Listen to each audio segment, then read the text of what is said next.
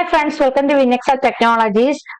നമ്മൾ നേരത്തെ number recognise ചെയ്യുന്നത് സിസ്റ്റത്തിന്റെ വീഡിയോ ഇട്ടിട്ടുണ്ടായിരുന്നു. അപ്പൊ ആ വീഡിയോ നിങ്ങൾ കണ്ടു കാണുമെന്ന് വിചാരിക്കുന്നു. നമ്മൾ അത് ആ നമ്പർ എന്ന് പറയുന്നത് നമ്മൾ ഈ കോഡിൽ തന്നെ കൊടുത്ത അങ്ങനെയാണ് നമ്മളത് എടുത്തത്. ഇത് നമ്മളൊരു റിയൽ ടൈം ആയിട്ട്, അതായത് നമ്മൾ ഒരു നമ്പർ നമ്മുടെ കോഡിലേക്ക് നമ്മൾ റിയൽ ടൈം ആയിട്ട് കൊടുത്തിട്ട് അത് നമ്മുടെ സിസ്റ്റം റെക്കഗ്നൈസ് ചെയ്തെടുത്ത് നമുക്ക് ഔട്ട്പുട്ട് തരുന്നത് എങ്ങനെയാണെന്നാണ് നമ്മൾ നോക്കുന്നത്. നമ്മളത് പ്ലോട്ട് ചെയ്തെടുക്കുന്നുണ്ട്.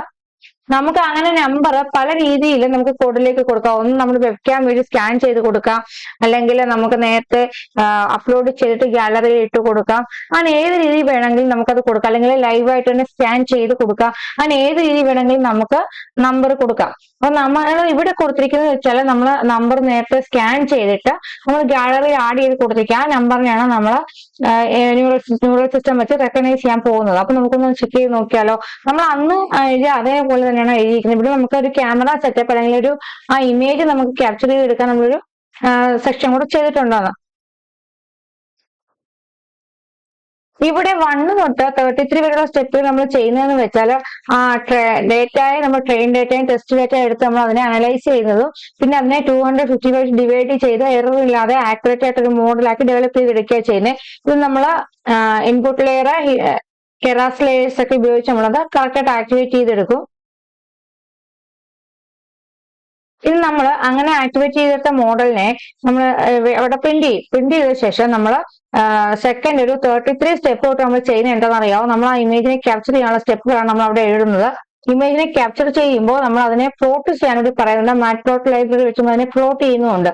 ഇങ്ങനെ പ്ലോട്ട് ചെയ്യുമ്പോൾ നമ്മൾ ഇമേജിനെ എടുക്കാൻ ഒരു ഇമേജ് പാത്ത് നമ്മൾ കൊടുക്കേണ്ടതുണ്ട്. ഇവിടെ നമ്മൾ ഇമേജ് പാത്ത് കൊടുത്തിരിക്കുന്ന ഇമേജസ് ഡിജിറ്റ്1 JPG ഫോർമാറ്റുള്ള ഇമേജിനെ നമ്മളിവിടെ കൊടുത്തിരിക്കുന്നത്. ഓക്കെ, നമ്മൾ അത് ഏത് ഇമേജിനെ അവിടെ കൊടുത്തേക്കുന്നത് എന്നുള്ളതാണ് ഇവിടെ നമുക്കിപ്പോ ഈ പടത്തിൽ കാണിക്കുന്നത്. അതായത് നമ്മൾ നമ്പർ 1നെയാണ് ഇമേജസ് ഡിജിറ്റ്1 നമ്മൾ കൊടുത്തേക്കുന്നത്. ഇമേജസിനെ ഫോളോ ഡിജിറ്റ്1 ആയിട്ട് നമ്മൾ കൊടുത്തിരിക്കുന്നത്. അതായത് ഇവിടെ നമ്മൾ റെക്കഗ്നൈസ് ചെയ്യാൻ വേണ്ടി നമ്മൾ ഹാൻഡ് റൈറ്റിംഗിൽ നമ്മൾ പേന വെച്ചൊരു പേപ്പറിൽ 1 എന്ന നമ്പർ എഴുതിയിട്ടാണ് നമ്മൾ കൊടുത്തിരിക്കുന്നത്. അപ്പൊ നമുക്ക് നമ്മുടെ ന്യൂറൽ സിസ്റ്റം റെക്കഗ്നൈസ് ചെയ്ത് ഇതിനെ 1 തന്നെയാണോ പറയുന്നത്, എങ്ങനെയാ പറയുന്നത് നമുക്ക് നോക്കാം.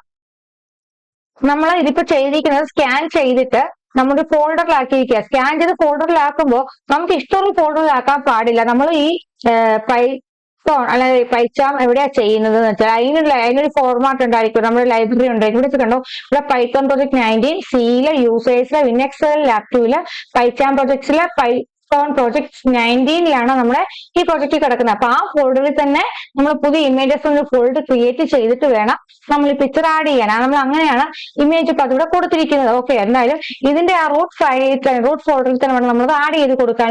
ഈ പ്രൊജക്ടിന്റെ റൂട്ട് ഫയലിൽ തന്നെ നമ്മൾ അത് ആഡ് ചെയ്തു. അപ്പൊ നമുക്കിത് റൺ ചെയ്ത് നോക്കാം. ഓക്കെ, ഇപ്പൊ നമ്മൾ റണ്ണ് കൊടുത്തു.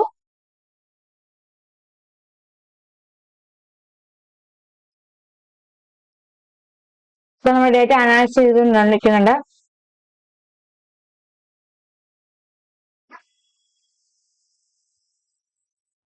നമ്മുടെ ഔട്ട്പുട്ട് വാല്യൂ എന്താ വരുന്നത് പ്രിന്റ് ചെയ്ത് കാണിക്കുകയും നമുക്ക് പ്ലോട്ട് ചെയ്ത് കാണിക്കുകയും ചെയ്യും.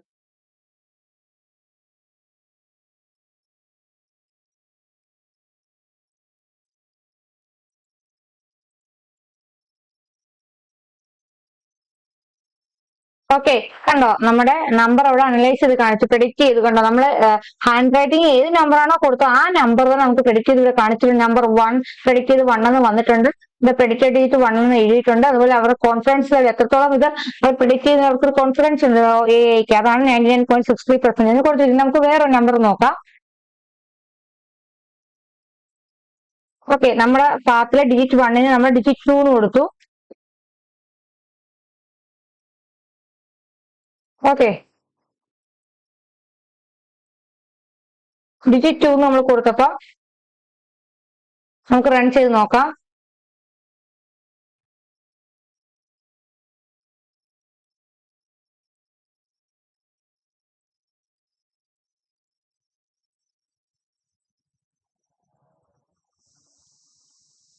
ഡിജിറ്റ് നമ്മുടെ പ്രോഗ്രാം റൺ ചെയ്തിട്ടുണ്ട്. എന്തെങ്കിലും നോയ്സ് ഇതിനിടയ്ക്ക് വന്നിട്ടുണ്ടെങ്കിൽ ഒന്ന് സോറി കേട്ടോ.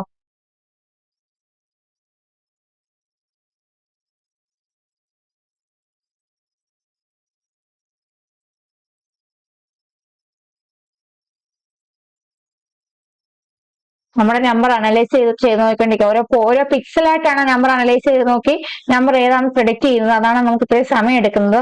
പിക്സൽ വൈസ് അത് അനലൈസ് ചെയ്തുകൊണ്ടിരിക്കുകയാണ്. അപ്പൊ നമ്മൾ നമ്പർ പിക്സൽ വൈസ് അനലൈസ് ചെയ്തപ്പോൾ പ്രെഡിക്റ്റ് ചെയ്തത് നമ്പർ 5 ആണ്. നമ്മൾ നമ്മുടെ പ്രെഡിക്റ്റഡ് ഡിജിറ്റ് 5, കോൺഫിഡൻസ് ലെവൽ ഇവിടെ 88.41% ആണ്. ഓക്കെ, നമ്മൾ കൊടുത്ത നമ്പർ 5 ആണോ എന്ന് ഞാനിപ്പോ കാണിച്ചു തരാം കേട്ടോ.